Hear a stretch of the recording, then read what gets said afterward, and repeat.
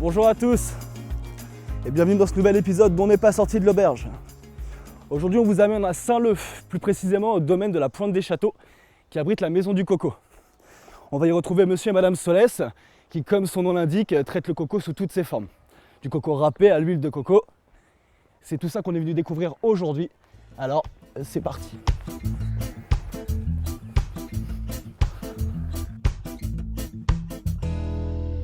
Imagine mon pot en l'eau coco, imagine mon quai aller en fado, imagine demain n'a rien. Bonjour Mireille. Bonjour Guillaume. Ça va bien? Ça va et toi? Je peux rentrer? Bien sûr. Alors tu vois, moi je m'attendais à voir que des cocos. Et finalement non, je me retrouve face à des lapins. Bah non, on a quand même une mini ferme, donc avec des petits lapins, des cobayes, des oies, des poulets, etc. Alors je me posais la question en arrivant, c'est le domaine de la Pointe des Châteaux Oui. et la maison du coco. Alors sur le domaine de la Pointe des Châteaux, tu as la maison du coco où on fabrique notre huile extra vierge de coco. Et donc du coup sur le reste du domaine, on a aussi la ferme pédagogique. Voilà. On a des animaux, on a un espace aromatique et on a Jimmy. Enchanté Jimmy. Enchanté. Je peux peut-être te filer un petit coup de main. Pas de soucis. Attends, c'est quoi? C'est des poulets de Hobbit ça? C'est des poulets Hobbit?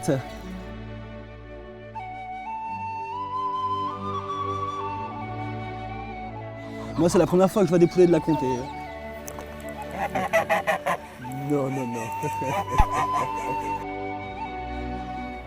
Alors, c'est qui que je dois nourrir là? Toute la bande? Toute la bande. Faut prendre un petit peu dedans. Alors, c'est parti. Je sème au vent. Voilà, un petit peu par terre comme ça. Tu nourris Bécassine. Elle a une petite gorgée Bécassine? T'en veux un petit peu? Vous avez combien d'animaux de la ferme comme ça? Beaucoup. Beaucoup? On ne les a pas comptés. Les lapins, les oies, les coqs, les cochons, les ânes, moutons, cabris. Ah ouais.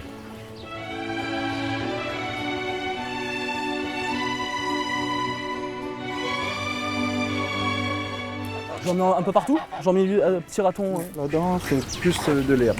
C'est de l'herbe? Il mange pas de grains lui? C'est des granulés. Granulés? Et ça c'est spécifique pour les petits rongeurs comme ça? Les lapins, tout ça, c'est la même chose. Ouais, bah il fait pas bon être un rongeur. Hein. On va faire un petit tour dans le jardin des aromates. Allez, je te suis. On y va. Alors, on va aller découvrir le petit espace aromatique, donc avec des petites plantes médicinales. Et tu verras, on a mis des bambous avec différentes odeurs devant les plantes aromatiques pour essayer de découvrir. D'accord. Voilà. Donc en fait, il y a aussi un petit jeu à essayer de C'est un reconnaître au niveau jeu, des c'est odeurs. pour, on accueille des scolaires tous les jours, Ouais. donc on fait un atelier aromatique avec eux. Donc tu as plein d'aromates, plein d'odeurs différentes, et puis tu as les petits bambous avec les odeurs. Donc là tu retires, tu sens, et tu as l'odeur. C'est un très bon concept. Très bonne idée. Romarin, verveine, ayapana, basilic, donc un petit mélange de tout.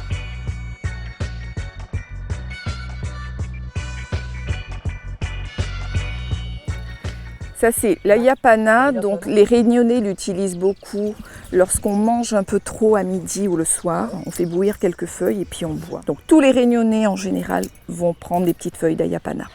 L'ayapana. Notez, mais apparemment tout le monde connaît, je suis le seul à pas connaître. Donc là on arrive devant la menthe poivrée.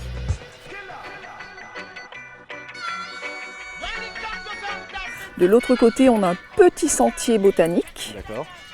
Et puis après, on arrive sur tout ce qui est verger. Verger de mangue avec nos 17 variétés de mangue et un petit verger créole. Et je vois que tu as des maisons d'un style tout à fait... C'est une petite maison, donc c'est un monsieur de ma fat qui est venu me faire ça. Oh, c'est la petite case longtemps. Voilà, il a reconstitué la petite maison de ma fat et il est né dans une petite maison comme ça et on montre aux enfants les premières maisons sur l'île. Et ça a résisté au cyclone Béjiza. Ça n'a pas bougé, c'est resté intact. C'est incroyable. Et tu as aussi la maison du coco. La maison du coco, écoute, moi je te propose de t'y rendre en prenant un zèbre, un cheval, comme tu veux. J'adore. Un zèbre à cheval. Tu choisis. D'accord, moi je vais prendre un zèbre alors. Allez. Ah non, là je me suis fait abuser là. Non, je suis désolé, moi je m'attendais pas à ça. Moi, quand tu me dis un zèbre, je m'attends à voir un zèbre. Génial, ce sont Pas, des pony cycle. Vas-y, allez, Oh là, tout doux. les pieds Wow. sur les épaules. Voilà. Et tu montes et tu descends. Et on y va.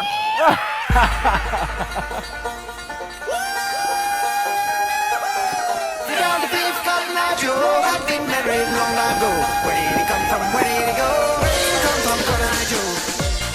On vient de quitter le côté ferme pédagogique, on vient de le quitter en pony cycle, hein, l'expérience la plus fun de toute ma vie. Et là on va rejoindre Monsieur Solès pour passer le côté maison du coco. Et là la production du domaine de la Pointe des Châteaux. Comment ça va, Monsieur Solès? Ça va. Je m'attendais à devoir grimper à l'arbre pour récupérer une noix de coco. En fait, on peut grimper sur l'arbre si on veut aller casser les cocos pour l'eau. Mais là, comme moi je fais de l'huile, donc il me faut un coco sec. Donc il faut que le coco tombe au sol. Et au bout de 14 mois, c'est là où le coco est à maturité. Donc là, il va tomber au sol. Et donc là, il est gorgé d'huile. D'accord, donc si on veut de l'huile, on récupère les cocos secs. Et si on veut de l'eau, c'est dans l'arbre que ça se passe. Voilà. D'accord. Alors on va le récupérer. Hop là. En plus, celui-là, il est beau. Donc on pourra avoir pas mal d'huile dedans. Donc là, le travail va consister à extraire l'huile de... Voilà. Donc là, on va l'éplucher, on va le râper, on va le sécher. Et ensuite, on va presser. Tout un programme. Voilà. C'est parti. Wayo, wayo, wayo, maman. Wayo, wayo, wayo, papa. Alors tu vas prendre ça, Guillaume. Ça va être l'instrument de torture. D'accord. Voilà, donc on va utiliser donc un pic-à-roc, donc c'est une pioche sur un genre de voiture. Et donc là on va piquer dans la partie la plus molle, donc ici. Et là on va pousser avec ses bras comme ça en arrière, de façon qu'on puisse enlever la bourre qui est dessus. Mais moi je le fais tous les jours, donc je vais laisser Guillaume donc, le faire. Ça sera le passeport pour Koh Lanta. Bah prépare-toi à être stupéfait, mon ami. T'en fais combien par jour, toi, parfois là? Ben là quand on fait l'huile, on peut aller jusqu'à 150 à peu près. 150? Félicitations monsieur Guillaume. Je te remercie. Alors prêt pour Koh Lanta? Prêt pour Koh Lanta. Voilà, donc là on obtient la coque et là On on obtient. aura la bourre. Si tu veux t'asseoir, donc on va discuter un petit peu de la Avec bourre. plaisir, je vais m'asseoir sur ce drôle d'instrument. On va utiliser principalement les fibres qui sont là pour faire de la corde. Il suffit de rouler ça dans ses mains comme ça. Et là on obtient une corde. À La Réunion, à l'époque, on a utilisé ça pour amarrer les bateaux. On pourra utiliser ça dans son jardin, donc c'est un excellent substrat pour les plantes. Là, on pourra utiliser ça aussi sous la douche, donc à la place des gants en crin, donc pour enlever les petites peaux mortes.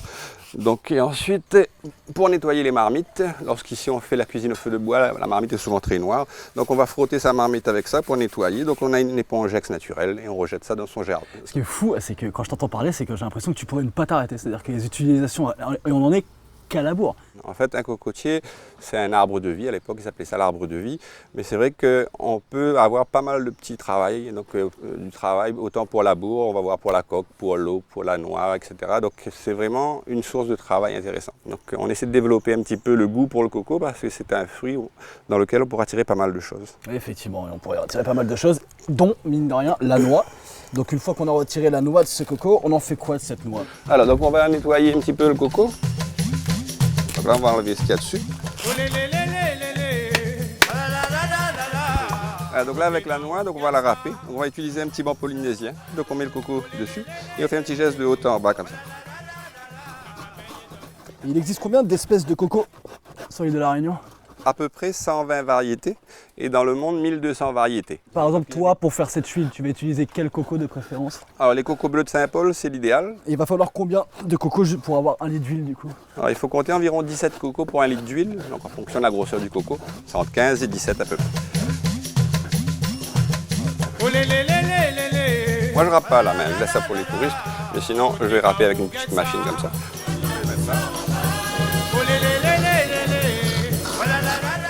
Alors donc là on va aller sécher donc, la noix râpée. Alors une fois que le coco sera sec, en fait il faut à peu près une heure et quart à peu près pour que ça sèche bien. Une fois que ça aura séché, il aura perdu quoi, 50% de son poids? Voilà, donc là c'est un coco que j'ai mis depuis tout à l'heure. Donc là tu peux tester. Donc là il y a beaucoup moins, après un petit peu, là il y a beaucoup moins d'eau dedans.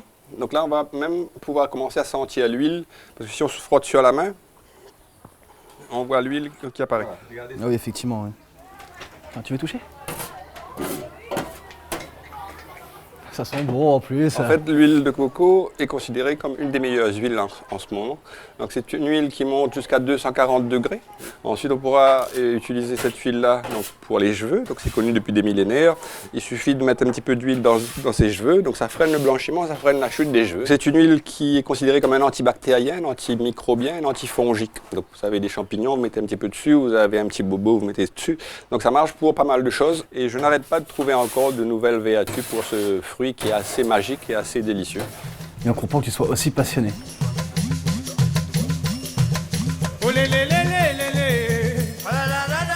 Et ta production annuelle, elle s'élève à combien là? 300-350 litres à peu près. C'est vrai qu'on n'en produit pas beaucoup. Alors on monte et on descend tout doucement. Là il y a l'huile qui commence à sortir. Donc là vous avez une huile qui est extra vierge. Et donc cette huile-là n'aura pas besoin d'être raffinée, blanchie, désodorisée, elle est toute saine, donc à 100%. Là je vais aller filtrer ça, mettre ça en bocal et mettre ma petite huile en boutique. Donc en attendant, donc, tu pourras faire un petit tour et je te retrouve en bas pour boire un petit verre d'eau de coco avec moi. Ouais, ça marche, ça fait plaisir. Voilà, à tout à l'heure.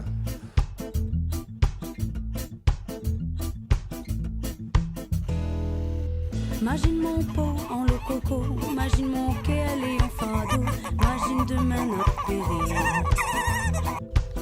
Imagine mon corps d'une lame l'hiver, imagine mi crève la gueule rouverte, imagine demain n'a plus fait clair.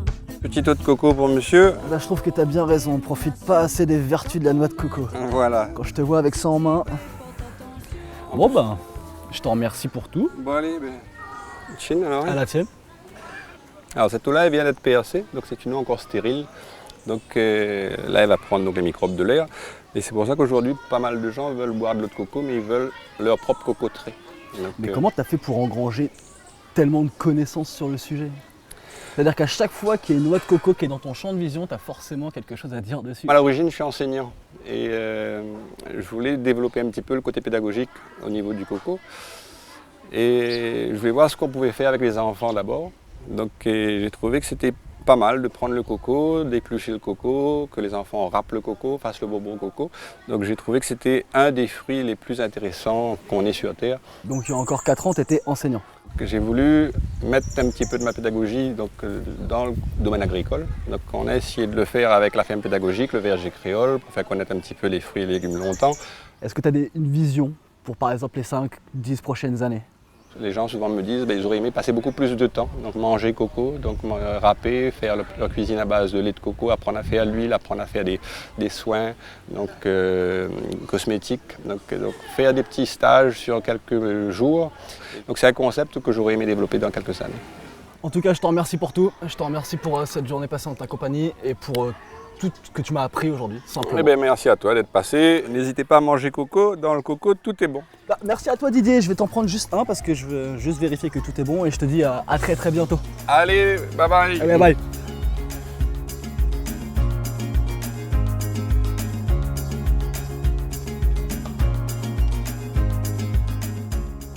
Allez, pour clôturer cet épisode, on a décidé de vous emmener dans un autre lieu d'intérêt de la commune de Saint-Leu.